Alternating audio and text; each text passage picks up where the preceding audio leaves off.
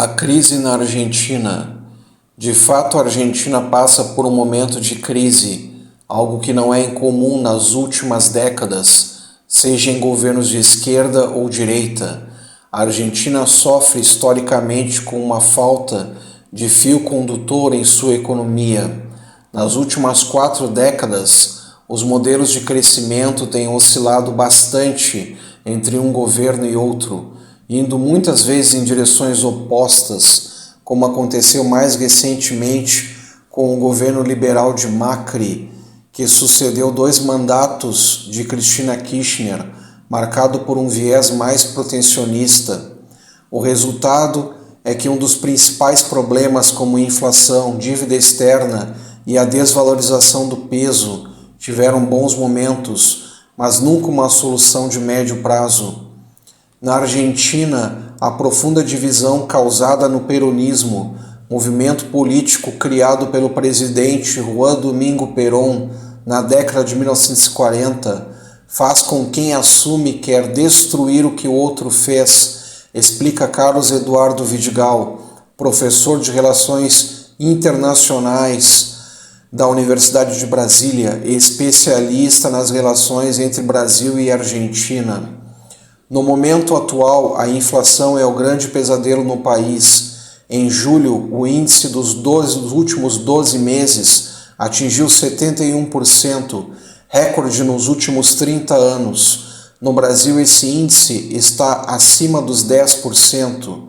Já em relação ao Produto Interno Bruto, o PIB, que é a soma de todas as riquezas de um país, o da Argentina cresceu 0,9% no primeiro trimestre de 2022 em relação ao trimestre anterior, já descontada da economia durante o período do final de ano, e 6% em relação ao mesmo período de 2021.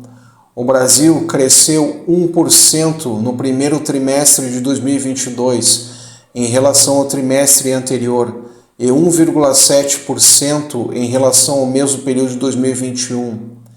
As crises de Brasil e Argentina têm naturezas diferentes, com 2 situações graves.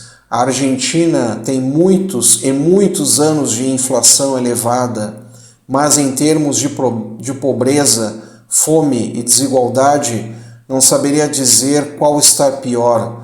O Brasil está numa situação lamentável, mas a Argentina nem sequer tem dados confiáveis para analisar, avalia Carlos Vidigal.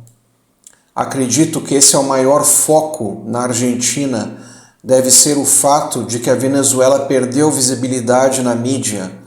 Em 2018, a crise humanitária venezuelana estava no auge, com muitos imigrantes chegando ao Brasil, e também porque a crise se agravou na Argentina, justamente num governo alinhado ao PT completa.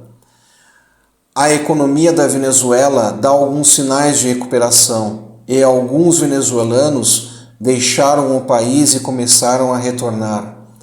O professor também explica a análise que não teria como o Brasil virar Argentina devido às grandes diferenças estruturais na economia dos 2 países, com uma grande dívida externa do país vizinho e a dependência que eles têm em relação ao dólar americano.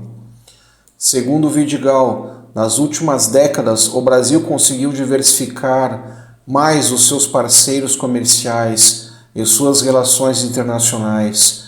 Além disso, por uma mais profunda que seja a nossa desindustrialização, a indústria tem um papel relevante no Brasil. Politicamente, a Argentina enfrenta ainda mais outro desafio, de acordo com o professor.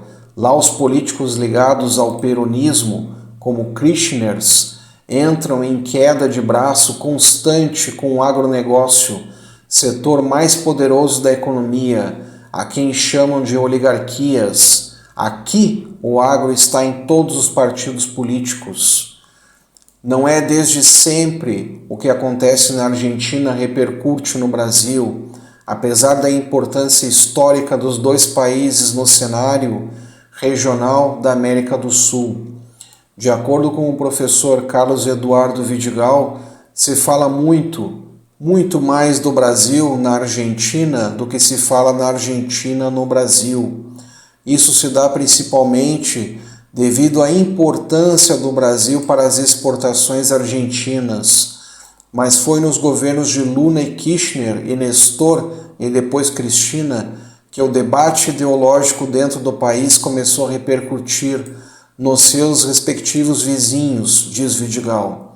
Isso acontece porque até então não havia coincidência ideológica tão grande entre os governos dos países.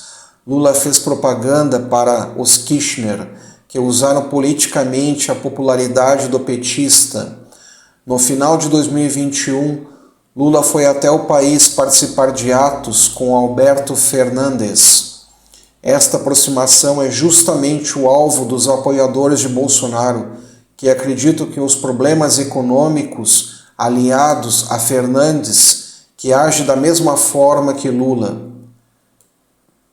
Para Victor Piaia, da FG, os eventos ocorrem na Argentina e estão sendo amplamente utilizados, porque a rede da militância digital de Bolsonaro é muito mais atenta a relações e temas que são caros à sua agenda.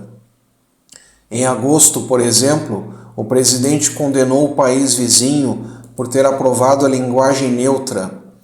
Na verdade, alguns órgãos federais anunciaram a inclusão da linguagem inclusiva em seus documentos oficiais, mas ela não foi oficializada no país.